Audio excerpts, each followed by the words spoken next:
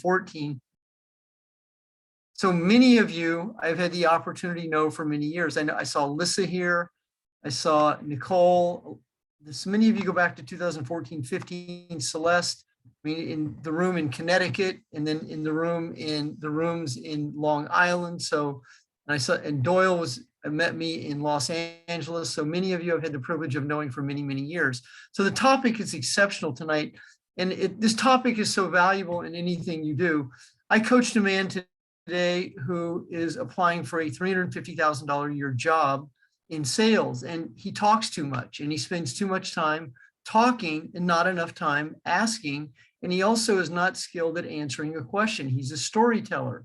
Now, this is a very important job for him. I spent an entire hour on assisting him to understand the value of being able to deliver from clarity, not directness.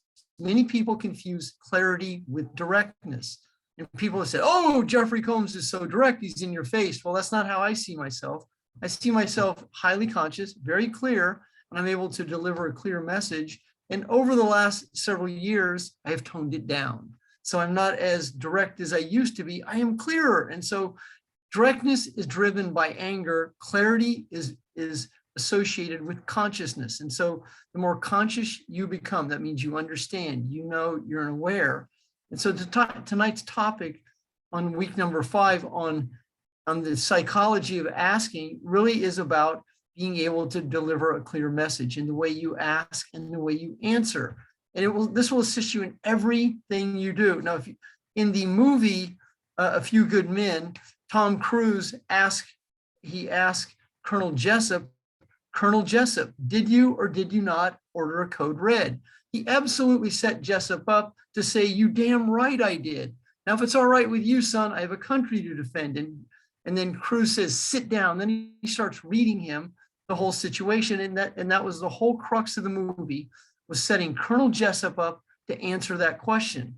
So Cruise asked him a yes or no question.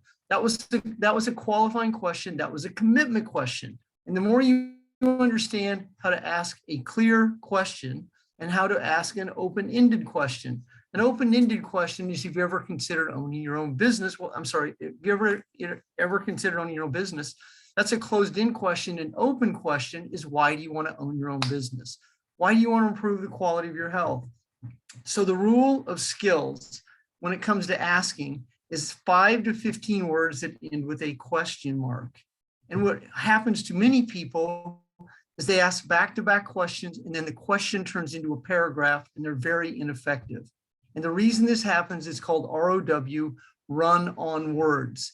If you grew up in a household where you had a passive-aggressive mother, father, brother, sister, perpetrator, violator, abuse, physical, emotional, sexual, any multitude of situations, and you were put in positions that you had to explain yourself, or you were put in positions that no matter what you did was not good enough, it can affect your communication style. So by the time you're 18 years old, your personal reality becomes your personality, and you can become an explainer, a validator, justifier, codependent, enabler, over-obligator, doing more for others than doing for yourself, and sensitive and defensive. And those energies will hinder you from the clarity you require to be able to effectively communicate with people.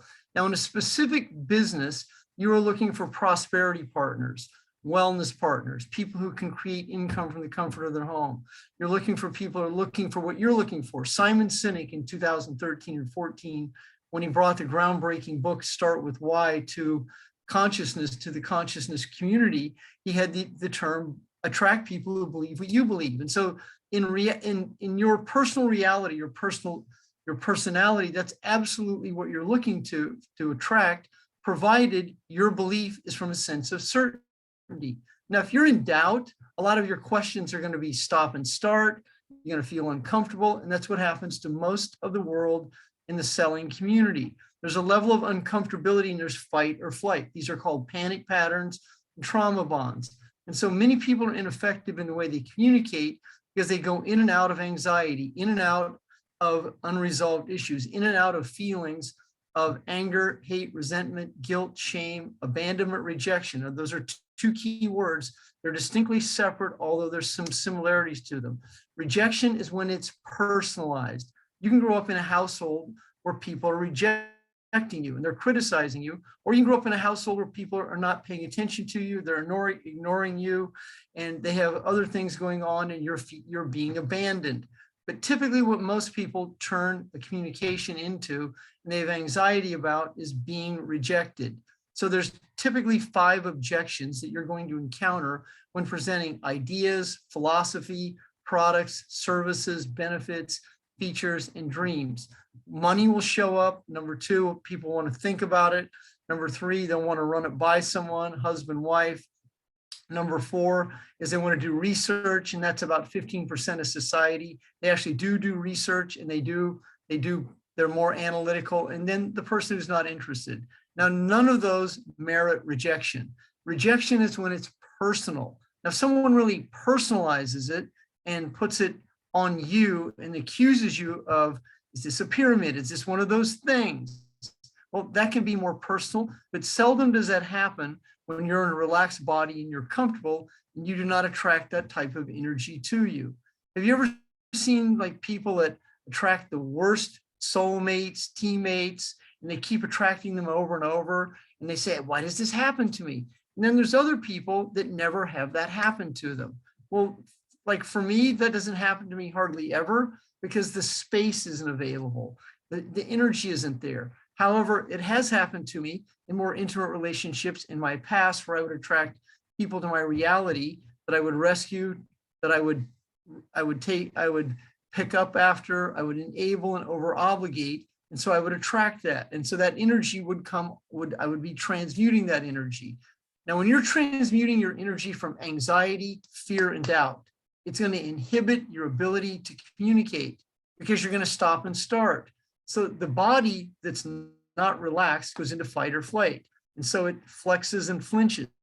The more you understand that letting go is a reflex, and there's a reflex to letting go. The reflex is called responding. And you respond to people, to prospects. You respond in a very relaxed body. When you're reacting, that's fight or flight. When you're responding, that's consciousness. So when you're responding to people, there's a flow in the communication. And the objective, when you're looking for prosperity partners, teammates, people to buy your products, services, benefits, and features, and especially in today's world, you have some really good products that your company has released in the last year and this year. So there's the adaptogens, there's collagen, and there's the hair product. I mean, these are exceptional vanity products that coupled together become a great package. But it's going to be your responsibility to be able to qualify the buyer. Now, your objective is not to explain the details of the products. Your objective is to find out if the person you're speaking to has a problem that you can resolve. Do you have hair loss? Did you experience hair loss through the virus? I mean, these are situations that are very timely in today's world. Male pattern baldness. I mean, you don't have to be a scientist to understand this, but you have to be able to convey the value by asking the questions. And then your company has great videos. I mean, that's exactly what you want. You don't have to be a scientist, and you don't have to be an expert at communication, but you do have to have a few basic skills so you can qualify the buyer so you're not wasting time with the wrong person. I had a lead on Instagram today reach out to me and want to schedule a 20-minute coaching call, but they didn't have a name. They had whatever they used on Instagram. It wasn't their name.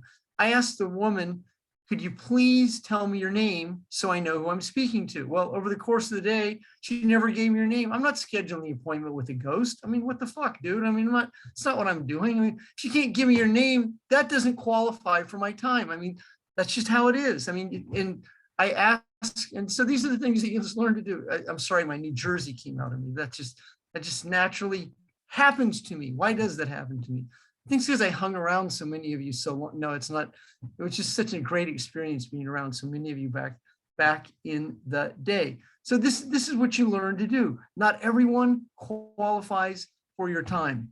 I had a woman rehire me today, and for her to pay me, she has to go through this whole arduous ordeal. I've known this woman for 20 years.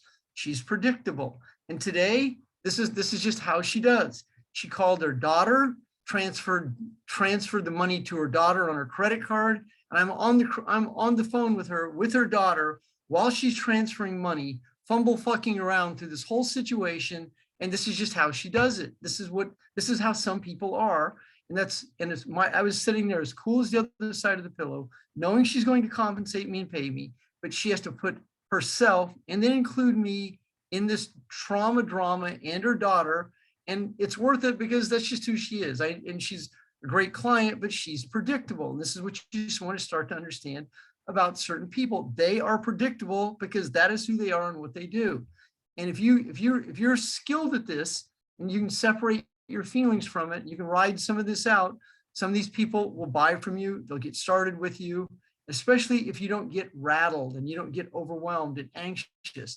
So I was asking her daughter a series of questions, just like I was asking her, 5 to 15 words that end with a question mark. So when you have a product, service, benefit, and feature, there's a standard set of questions that you ask. So if you're selling planes, trains, and automobiles, remember that movie with John Candy? Or Tommy Boy, remember Tommy Boy? Do you validate? Remember that at the end after he set the guy's car on fire? Do you validate? I mean, do you remember that? That was a question. Here's what happens when you're driving along with the other guy's tire. That was the presentation, a demonstration. And then he asked him, and the guy goes, get out. And then he goes, do you validate? I mean, that was a closing question. So also in this situation, there's open questions and there's closed questions. And the closed questions are commitment questions. Your trial closing throughout a conversation, seeing how qualified the buyer is to see if they're qualified for your time.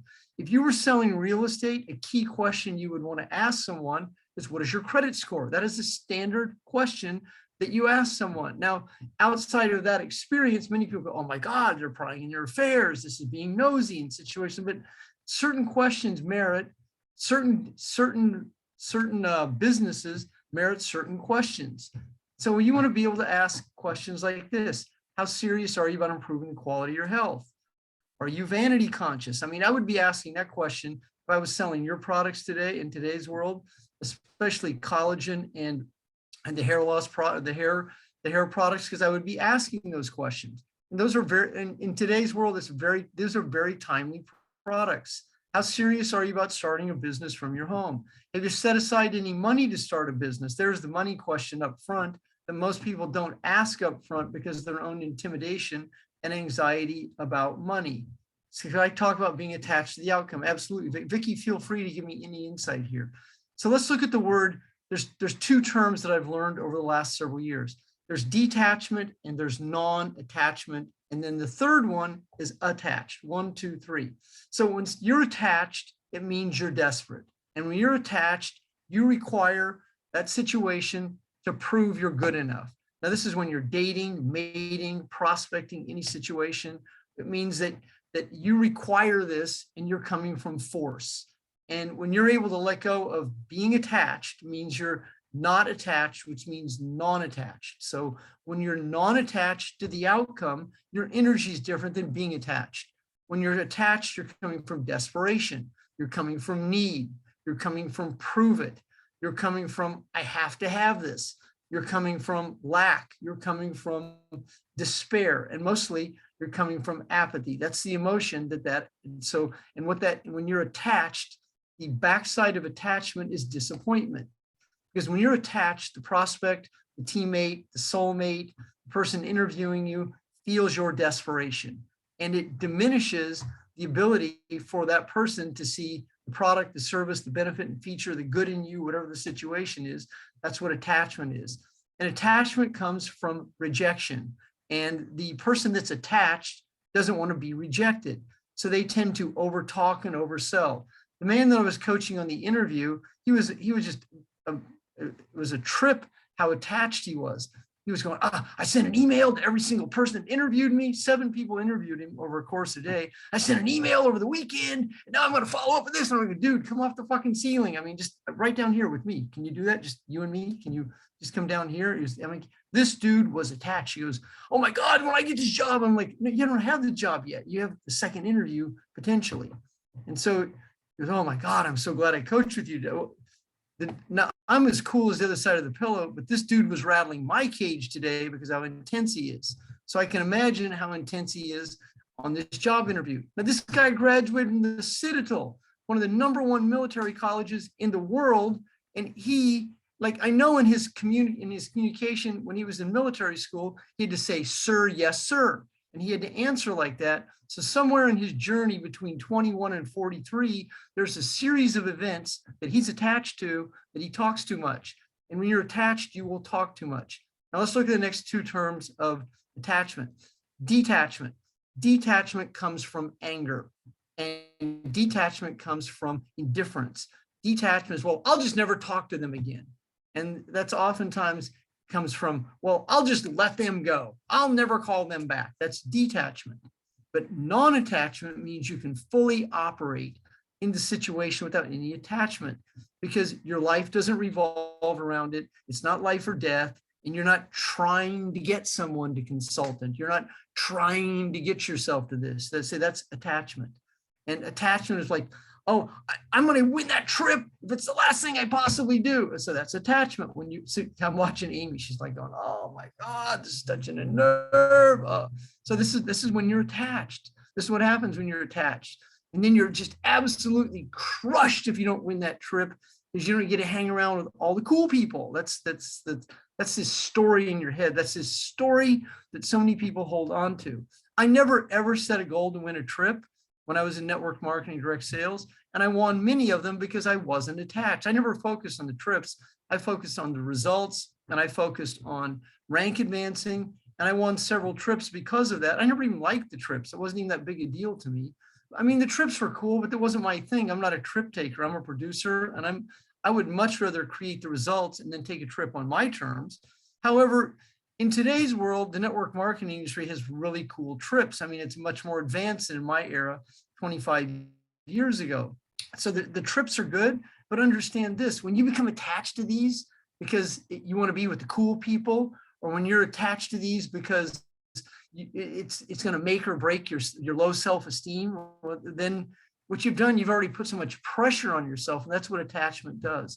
Attachment creates a lower self-esteem coming from apathy, and it also puts pressure on you that isn't real.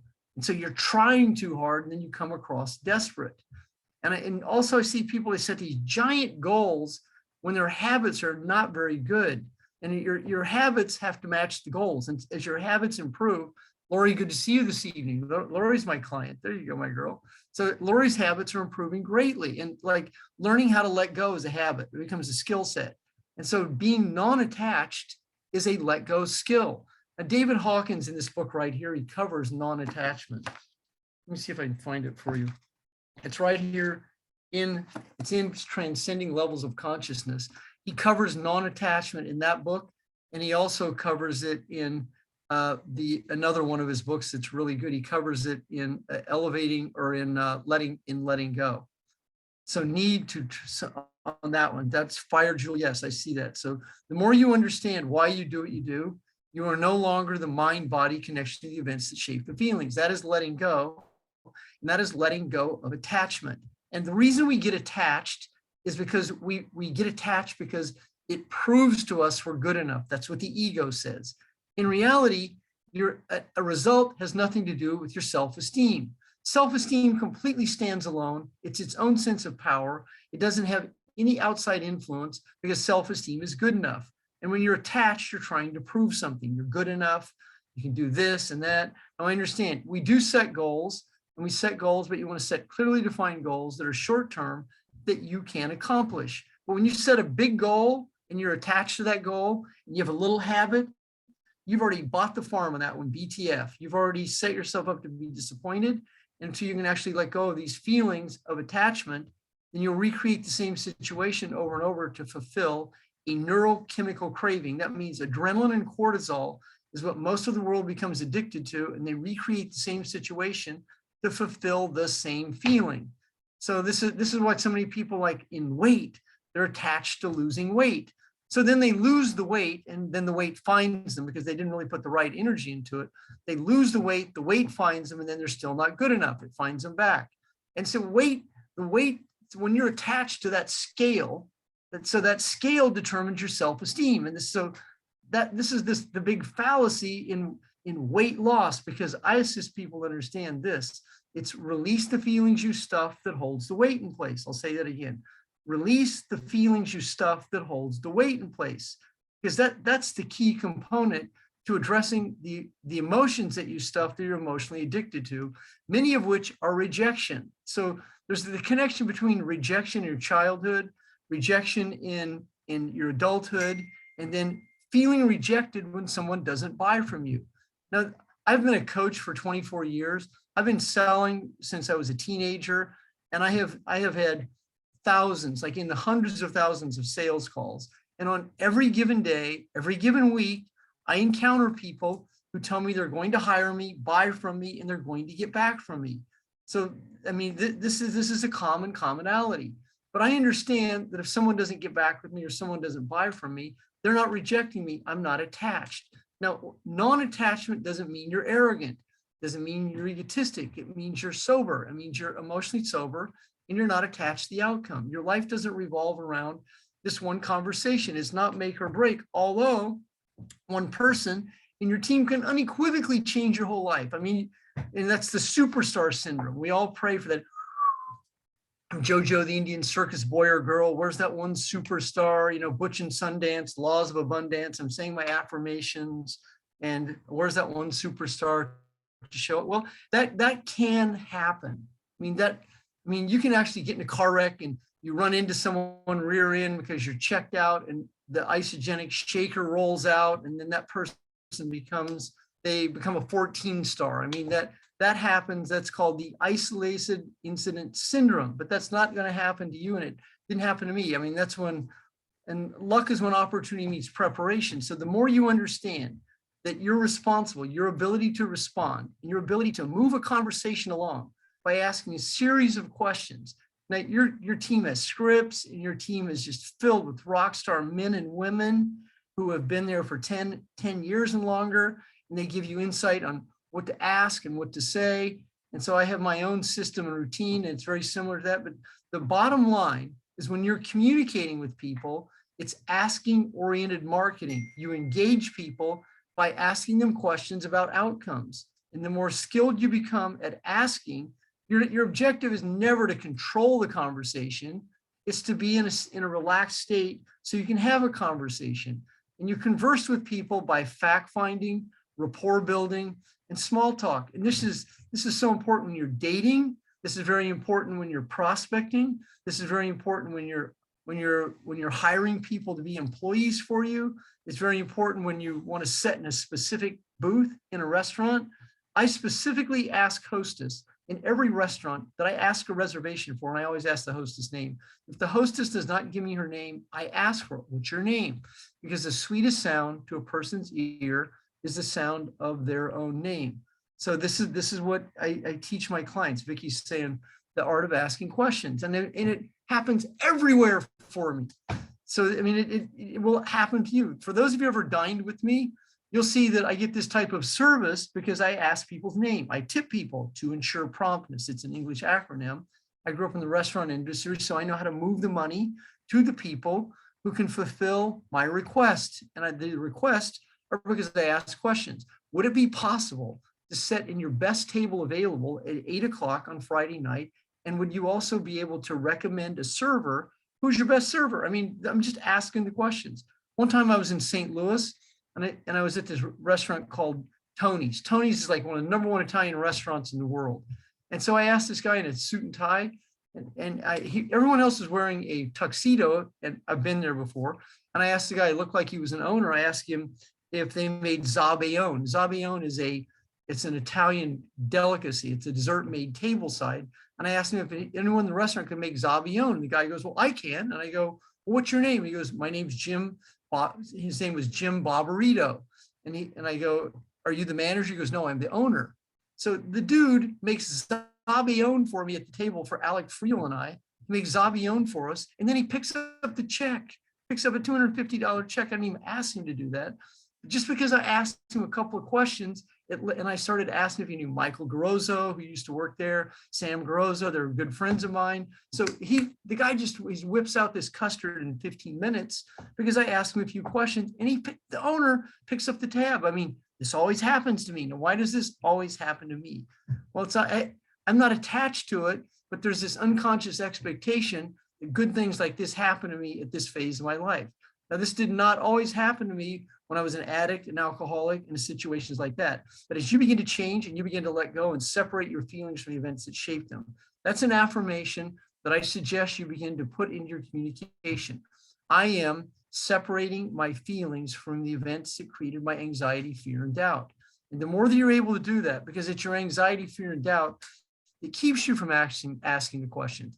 It's what keeps you from avoiding the process. It keeps you doing the same thing over and over. It keeps you procrastinating, keeps you wondering, it keeps you worrying, it keeps you overwhelmed. When you're able to separate your feelings from the events that shape them and let go, then you're not the mind-body connection to the events that shaped your feelings. That's a Louise Hay quote. I started quoting that in 1988 and 89 when I started reading the book, You Can Heal Your Life. If you're not reading Louise Hay, I absolutely suggest it, because it's the mind-body connections that keep you overwhelmed in fight or flight, holding on to a set of feelings. So Lori, thank you for pointing that out. So for those of you here on tonight's Facebook Live, I do offer free 20-minute coaching sessions. If you've ever considered coaching, you can send me a message and I'll respond to you. Have 2 or 3 questions for you in 20, 30 minutes. I'll be able to use some really, really good insight on cause and effect, why you do what you do. If you have any specific question you'd like to ask me, feel free to. You're all clients, so you've all bought a 12-week course. I'd be honored to offer any of you a 20-minute coaching session. There's no obligation to it. You don't have to hire me, and I won't stalk and follow you if you don't buy from me. So I understand how this all goes. Celeste, thank you for your comments. Tyrone, how are you? I'm doing Rebecca, fine. good to see all of you tonight. Vicky, how are you? I'm great, Jeff. You nailed it. You nail it every goddamn time. Do you go to sleep with these words in your head? Like, I don't even understand it. It comes out every time perfect. Like, Thank you. literally. I do sleep comfortably with myself. Beth Dodd, how are you this evening? I'm amazing, Jeff. Thank you. How are you? That was amazing content, as Good to usual. see all of you. You know, there's rumor that some of the mandates are being lifted. The minute the mandates are lifted, I'm coming to the East Coast. We'll love to have you, Jeff. We'll have to go to Long Island, old school day. Old school. People have moved to Florida though, haven't they? Yeah, they have. Everyone abandoned us here. So it's just me and Steph Gunderson that are left in New York to pick up the pieces. Well, not me, baby. I'm not the abandoner. I'm the producer. I'll come out there and we'll go to Buteras Fantastic. for old time's sake. Right. If you want. Jeff, it's Desiree. Thank you for a great call. Just some technical difficulties getting on from the airport, but thank you so much for a great call. Well, that's why you hired me, Desiree, because you know I am the fucking producer. You are the fucking producer. And you got a great team here behind you, T-Mac and Vicky. We're going to pick up the space. You got a lot of homegirls out there. I see Nicole, the consigliere Sullivan's on here. Don Drury, how are you, Don? Don's giving me the peace sign. That is awesome. Oh my God, there's Linda. Linda, you remember me? I used to be your homeboy. Linda Dean. Remember Linda? Good to see you all. I remember, Jeff. I remember. Thank you. Linda, good to see you. Linda Novelino, good to see all of you. All right, well, I'm gonna go dash. Vicky, thank you for hosting, and Desiree, thank you for getting out here. You have some great teammates here, and thank you for setting up the forum for all of us. It's awesome to connect with. And Jason, good to see you. All right, have a good. You're welcome, Jeff. Good night, everyone. You're welcome. Thank you. Good night, all. Bye-bye, everyone.